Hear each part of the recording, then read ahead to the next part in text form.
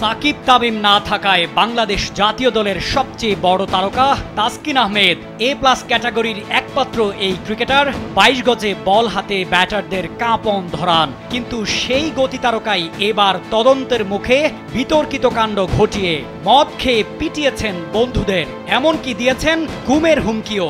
সম্প্রতি তাসকিন আহমেদের বিরুদ্ধে এমনই অভিযোগ তুলেছেন তারই বন্ধু সিফাতুর রহমান সৌরভ।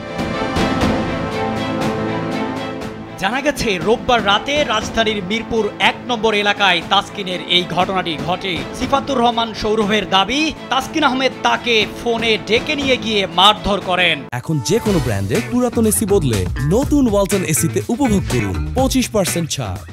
অভিযোগ অনুযায়ী সৌরভকে কিল ঘুষি মেরে শারীরিকভাবে আঘাত করার পাশাপাশি তাকে গুমের হুমকিও দেন এই জাতীয় দলের পেসার।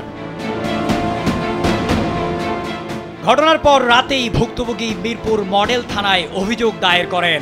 থানার একটি নির্ভরযোগ্য সূত্র কালবেলাকে নিশ্চিত করেছে তাসকিনের বিরুদ্ধে আনুষ্ঠানিকভাবে অভিযোগ গ্রহণ করা হয়েছে এবং ইতিমধ্যে তদন্ত প্রক্রিয়াও শুরু হয়েছে। যদিও থানার কোনো কর্মকর্তা আনুষ্ঠানিকভাবে মন্তব্য করতে রাজি হননি। এদিকে এ ঘটনা সম্পর্কে জানতে একাধিকবার তাসকিন ও তার বাবার সঙ্গে মুঠোফোনে যোগাযোগ করার চেষ্টা করা হলেও ফোন বন্ধ পাওয়া যায়। অল্পের জন্য হয়নি মামলা, তবে থানায় পড়েছে অভিযোগ জমা। এছাড়া বাংলাদেশ ক্রিকেট বোর্ডও আলাদা করে করবে এ ঘটনার তদন্ত। তারকা ক্রিকেটারদের নিয়ে এর আগেও বিসিবিকে নানা সময় পড়তে হয়েছে বিব্রতকর পরিস্থিতিতে। নাসির, রুবেল, আলাবিন, সাব্বির, শাহাদাতের কাণ্ড তো গড়িয়েছিল আদালত অবধি। এখন দেখার বিষয় তাসকিনের এই ঘটনার জল কোন অবধি গড়ায়।